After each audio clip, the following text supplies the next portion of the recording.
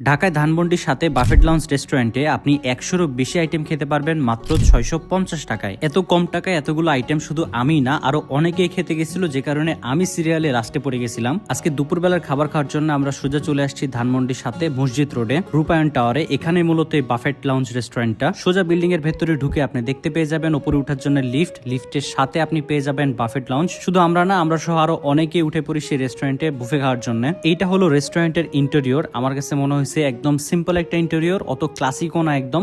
Main ফোকাসটা আমাদের আসলে খাবারে, ইন্টেরিয়রে না। আমরা যে 650 টাকা দিয়ে খাবারটা খাবো সেটা ওর্থ ইট কি না, এটাই হচ্ছে দেখার বিষয়। বিভিন্ন ভেরিয়েন্টের খাবার এখানে আছে, ফুচকা আছে, আপনি চাইলে ফুচকা বানায়ও খাইতে পারবেন। তবে আমরা আগে শুরু করব স্টার্টার আইটেম দিয়ে। থাই স্যুপ এবং অন্থন দিয়ে আমরা খাওয়াটা শুরু করব। সো আমাদেরকে আগে স্যুপ নিতে হবে। আপনি যেহেতু 650 টাকা দিয়ে বুফেটা কিনে নিচ্ছেন, সো আপনার হাতে সময় থাকবে 3 ঘন্টা। আপনি 3 ঘন্টা আনলিমিটেড যেটা ইচ্ছা আপনি খাইতে পারবেন। তবে মাথায় রাখবেন শুরুতে আপনি তাড়াহুড়ো করে খাবেন না, তাইলে আর পরবর্তীতে গিয়ে খাইতে পারবেন না। সো আস্তে ধীরে খাবারটা খাইতে হবে আপনাকে। এখানে চিকেনেরও বেশ কয়েকটা আইটেম ছিল, আমি তো এতগুলো খাবার দেখে কনফিউজড হয়ে গেছি। যাই হোক, আমার মেইন টার্গেটটা হচ্ছে এই হান্ডি বিফের মধ্যে। হান্ডি বিফ দেখতে যা লাগতেছিল, আমার কাছে মনে হচ্ছিল প্রথমেই কোনো পোলাও দিয়ে এটা খাওয়া শুরু করে দেই। তবে রিল্যাক্স, এখনো সময় আসে নাই, আমরা আস্তে আস্তেই শুরু করব খাওয়া। স্যুপ খাওয়া শেষ করে আমরা প্রত্যেকটা আইটেম একটু একটু করে প্লেটের মধ্যে নিচ্ছিলাম। তবে একটা জিনিস মনে রাখবেন, খাবার নষ্ট করবেন না। যেটাই নিবেন অল্প অল্প করে নিবেন। আপনি বারবার নেন কিন্তু অল্প করে নেন, যেন খাবারটা নষ্ট না হয়। সো চিকেনের কয়েকটা আইটেম নেওয়ার পরে, কাবাব একটা নেওয়ার পরে, ফ্রাইড রাইস কিছুটা নেই, তারপরে চলে যাই আমরা সেই হান্ডি বিফে। গরুর ভুনা যেটা ছিল আলু দিয়ে রান্না করা, সেটা শেষ হয়ে গেছিল। সো আমরা ওইটার জন্যই হান্ডি বিফটা নেই। এবং আমরা যখন যাই আমাদের সিরিয়াল পরে, তখনই দেখি যে রিফিল করে দিচ্ছিল আবার। সো একদম লাক আমাদের বলা যায়। বুফে খেতে যান অথবা বাসায় খান, একটা জিনিস মাথায় রাখবেন, রসুনের পাওয়ার কিন্তু সেই লেভেলের। সো সবাই রসুন খাবেন ঠিক মতো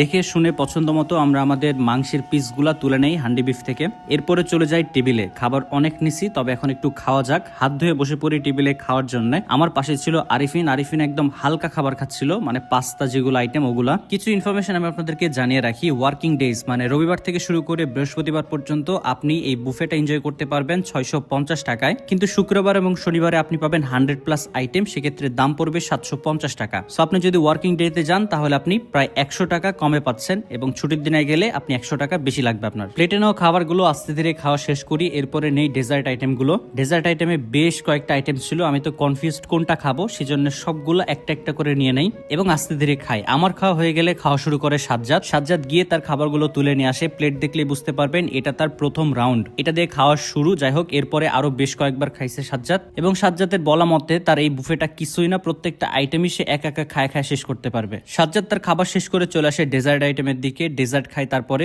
সত্যি কথা বলতে ভাই, ও ঘুরে ঘুরে প্রায় 3 থেকে 4 বার ডেজার্ট আইটেম খাইছে। একটু